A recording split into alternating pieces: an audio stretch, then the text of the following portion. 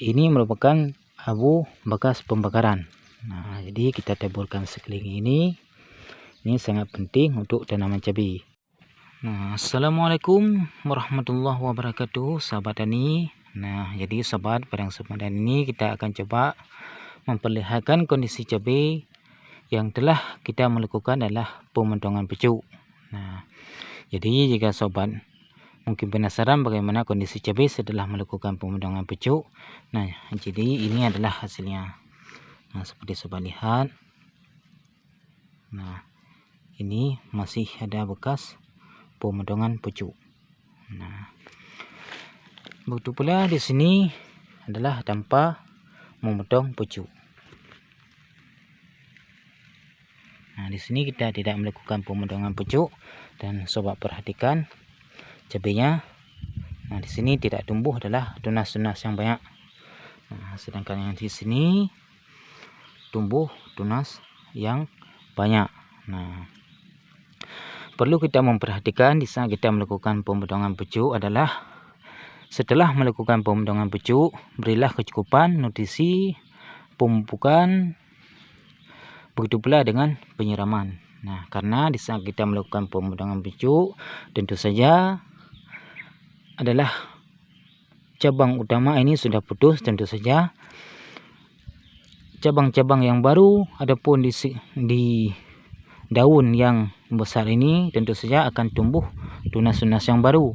Nah, sehingga di saat kita melakukan pemotongan pucuk, di sini sudah disedot nutrisi sehingga terfokus kepada cabang-cabang yang baru, sehingga akan lebih mempercepat pertumbuhan cabang yang baru. Nah, sedangkan jika kita tidak melakukan pemotongan pucuk, tentu saja nutrisi akan diserap oleh yang pertama ini. Nah, tentu saja cabang-cabang yang kecil ini tidak akan mudah cepat berkembang jika nutrisi sepenuhnya diserap ke sini, sehingga di sini yang kekurangan nutrisi sehingga tidak mempercepat pertumbuhan cabang yang baru. Nah, itulah fungsi daripada kita melakukan pemotongan pucuk, tentu saja akan lebih mempercepat cabang-cabang yang baru tumbuh lantaran sudah disedotnya nutrisi ke cabang yang utama adapun yang pertama ini, sehingga terfokus kepada yang lain. Nah, apakah melakukan pemotongan pucuk ini satu hal yang bagus?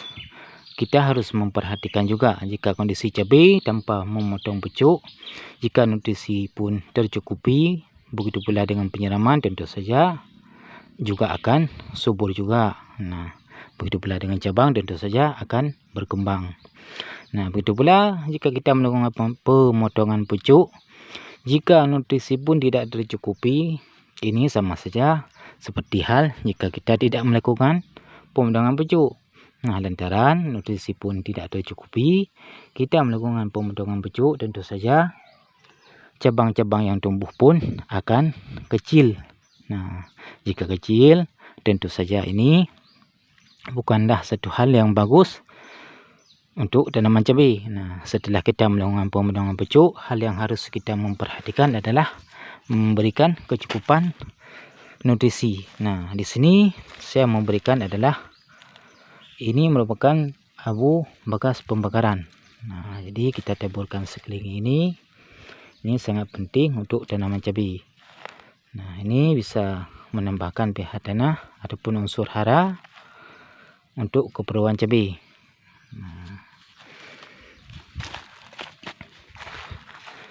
dan jika kita menggunakan ini abu bekas pembakaran ini mengandung seperti fosfor yang akan berfungsi untuk mempercepat pembungaan pembuahan pada tanaman cabai. Nah, begitu pula dengan kalium ataupun kalsium, ini akan memperkuat batang cabai sehingga tidak mudah diserang oleh penyakit. Nah, jadi kita menaburkan seperti ini. Nah, karena menabur ini sangat penting juga untuk tanah, akan membuat tanah menjadi gembur sehingga akarnya cabai mudah berkembang sehingga lebih mempercepat pertumbuhan cabai. Nah, jadi tidak salahnya jika kita menggunakan pupuk-pupuk alami yang berfungsi untuk merangsang pertumbuhan tanaman cabai.